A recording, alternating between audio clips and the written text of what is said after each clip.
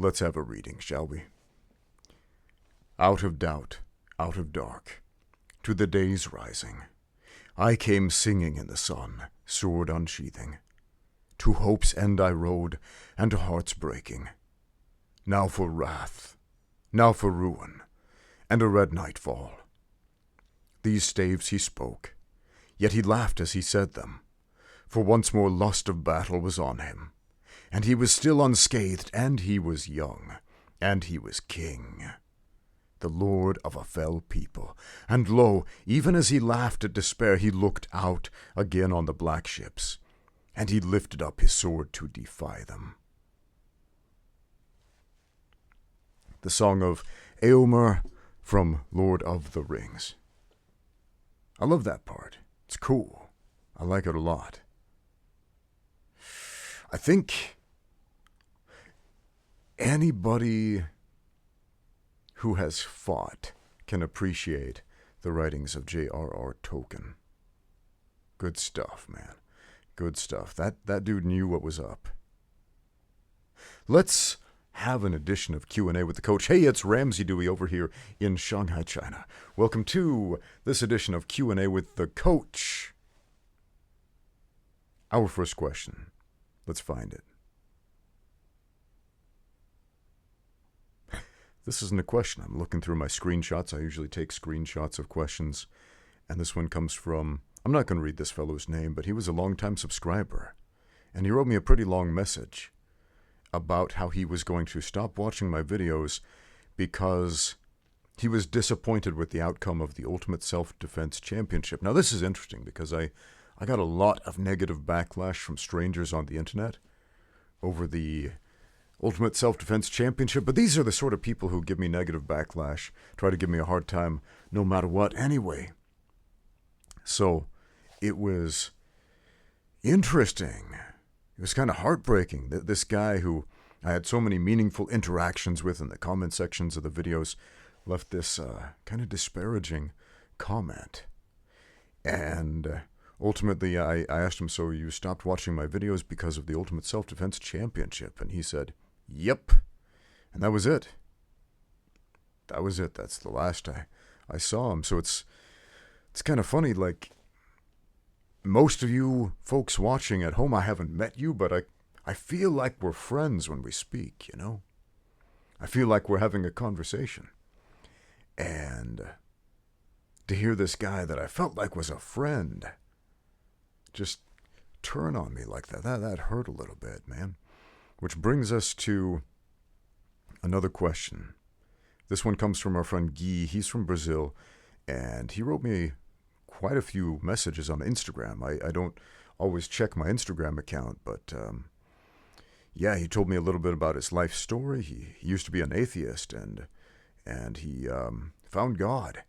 But that's not what the question is about. He asked this. It's not martial arts related. He said, I'm just in deep pain from betrayal and thought someone that inspires me so much and seems so wise could have some insight for me. Thank you in advance, even if you never read this. So, Guy, I've got some, I don't know, so much advice as it is. I get it. The feeling of betrayal. And I know I'm not talking about the dude from the Ultimate Self-Defense Championship commentary, but I'll tell you a little story.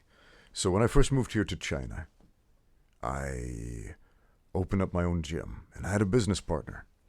And he seemed like he was a pretty good friend at the time. And he seemed like a guy that I could trust, and he absolutely betrayed me and threw me under the bus and stole all of our money and put us out of business and said some extremely disparaging, awful, horrific things, and then basically became my worst enemy. It's no good to have an arch rival, to have an arch enemy if superpowers are not part of the deal, and in real life they're not.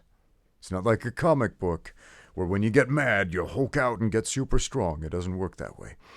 In fact, more often than not, it's just disappointing, and it's sad, and it eats at you, and it eats at you for a good long while. And it ate at me for a good long while. And it wasn't just that one thing, man. He couldn't leave good enough alone. this dude would continue to disparage me, besmirch my name on the internet, in person, etc., every chance he got. And it wasn't just that this random guy was doing this, because this happens all the time. And have you seen the comment section of YouTube? It's every other comment is some dude saying, Ramsey Dewey sucks. Ramsey Dewey's the worst person in the world. Look, if you have a sizable following on the internet, you hear these things.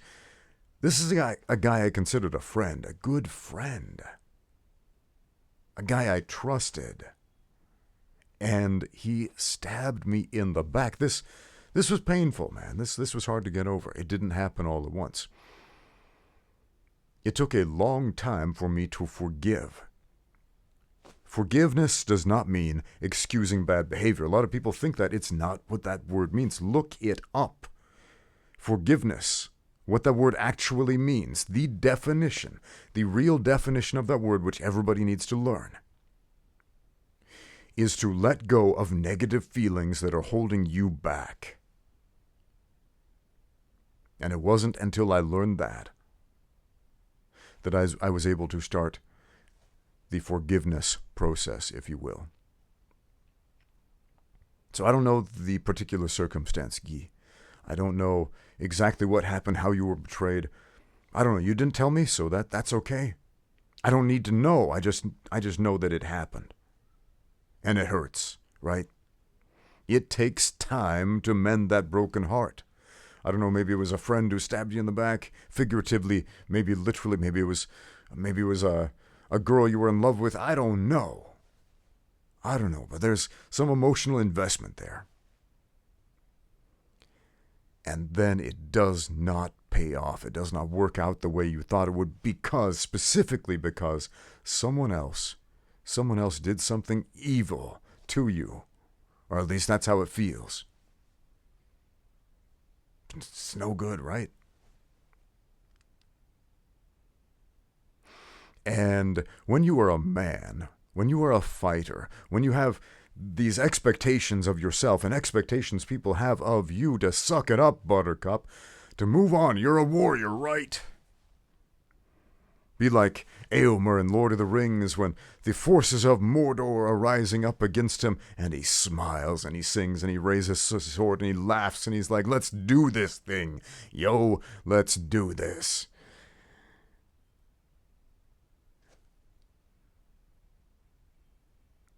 We have these expectations of ourselves, and then the reality is we're just a guy, right?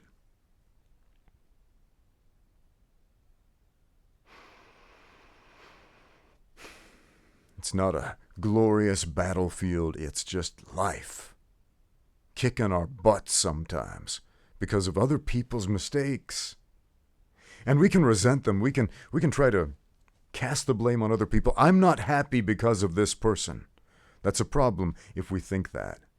Other people do things that we don't like. Other people do things that make our lives harder. And it is easy, very easy to tell ourselves, I'm not happy because of that other person. But guess what?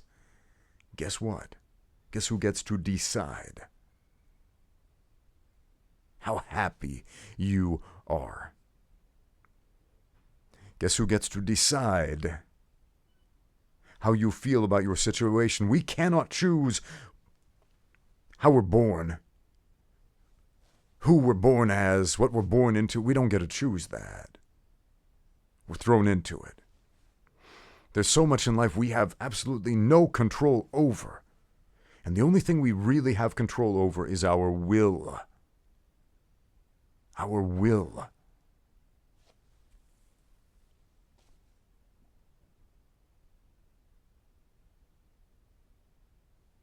Will you or won't you?